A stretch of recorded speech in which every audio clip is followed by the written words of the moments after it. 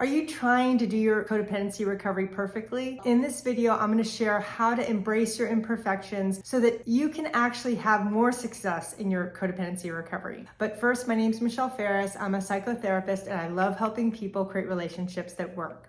So imperfections are basically the ability to accept your mistakes without making yourself wrong. Because when we expect to do anything perfectly, it's going to be a setup for feeling frustrated and feeling like a failure. And I don't want that for you.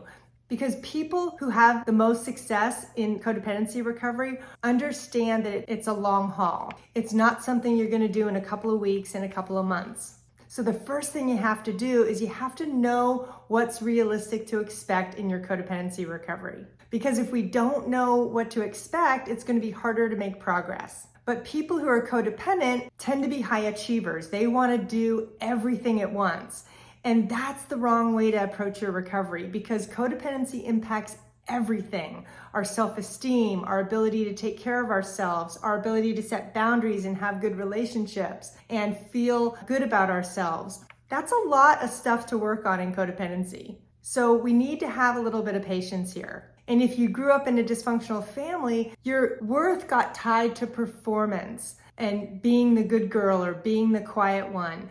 And so in recovery, we need to undo some of those patterns. So if you relate at all to being an overachiever, say yes in the comments because you're not alone. I'm right there with you. So when you start recovery from codependency, you need to have a different mindset. You can't go in with this high achieving attitude that you're gonna do everything at once because it's gonna create too much pressure. Because if we try to tackle everything at once, you're gonna burn yourself out, and I don't want that for you.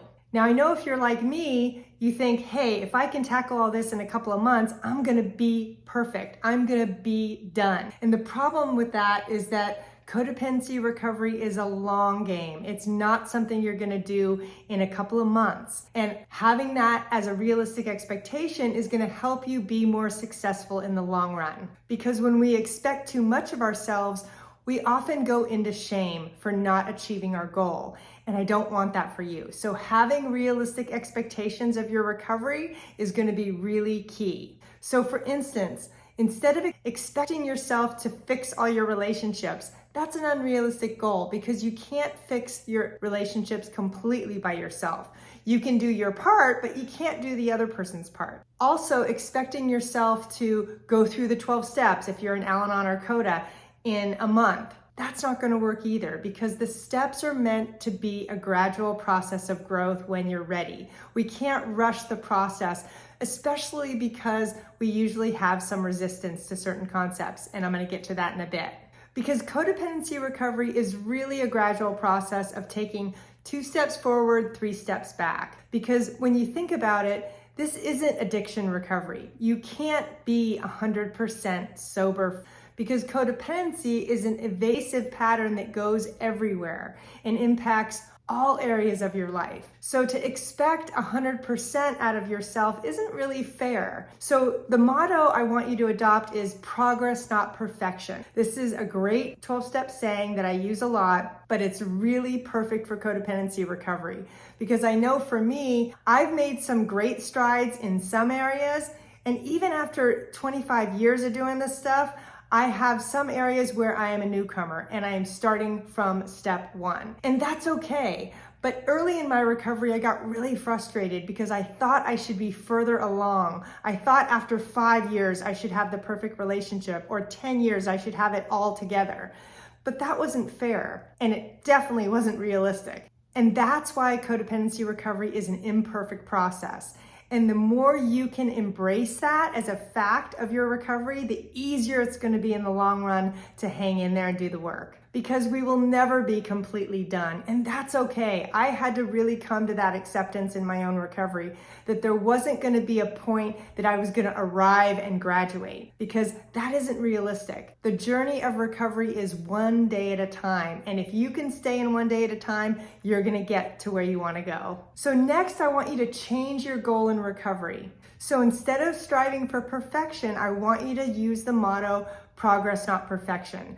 Because if you can embrace that you're going to make mistakes along the way, You're gonna have slips, and that's just part of the recovery process. That's gonna be a way for you to be kinder to yourself in the long run. Now, codependency is not a linear process. It's not something that goes up, right? The recovery process looks more like this, right? You're up, you're down, but eventually you head in the right direction over the long haul. And that's what I want for you, is to realize that baby steps count. And that's why I say that a lot in my videos, because it's not the big changes that matter, it's the little ones that you're making day to day. So the next thing I want you to do is I want you to know that resistance in recovery is normal.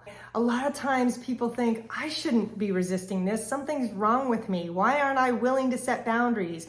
Why aren't I willing to speak up for myself? Well, there's reasons for that, and they often go back to childhood, because codependent patterns are coping mechanisms that work when we're young, because they keep us safe and they help us get the love we need. Yes, it's dysfunctional, but that's okay, because in adulthood, when you're in recovery, that's when you're gonna wanna look at those behaviors and slowly start to change them. But when we try to remove these behaviors too soon, before we have enough tools, we're gonna slip back. There's a lot of times in my own recovery where I may be resistant to change, and I just let that be okay. I used to fight it, I used to make myself wrong for it, but here's the deal.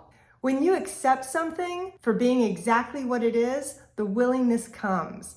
And that's what I want for you. Because if you can accept what is, like if you are not willing to give up that relationship, or you're not willing to set boundaries because it's too scary, let that be okay. Because eventually that's going to change into some willingness to do some baby steps. And if we fight the resistance, it's just gonna keep going. What we resist persists, right? Now this also goes along with, I want you to expect that you're gonna have slips. And what I mean by slips is you're gonna have times when you revert to old behavior. I can't tell you how many times I've done this, where once again, I'm afraid to talk to somebody about being hurt. Once again, I don't wanna set a boundary. Even after years of doing this work, I have to embrace that that's part of the journey. I can't expect that I'm gonna have 1,000% willingness to do everything I'm supposed to do. It's not human to do that. And that's where embracing imperfection in codependency recovery is so key, because it's gonna give you the grace to do your recovery at your own pace. And this also relates to one other thing. Don't compare your recovery to somebody else's. I can't tell you how many people do this. I've done this where I'm at a meeting and I listen to somebody and go, wow, they got in 3 years what it took me 10. But you know what? We don't know where somebody's starting point is. And often the skill level and the trauma level vary so much in recovery that it's really not fair to compare your story with someone else's, or your weaknesses to somebody else's successes, because you're running your own race. It's not about what everyone else is doing in recovery. It's about what you're doing in recovery. And the more you can embrace that, the more progress you're gonna make in the long run. Now, if you've ever felt resistant in recovery, I want you to say yes in the comments, because you're not alone. It is totally normal. Now, the next thing you need to cultivate in order to embrace imperfection in codependency recovery is you gotta cultivate some self-love, which means accepting who you are, mistakes and quirks and all, because nobody on the planet is like you. And you have to keep that in mind, that you are enough. And that's such an integral part of codependency recovery. And part of being enough is accepting our imperfections, that we are gonna make a mistake. We are gonna sometimes say the wrong thing or overstep into somebody else's boundary. Not because we're bad or stupid, but because we're human.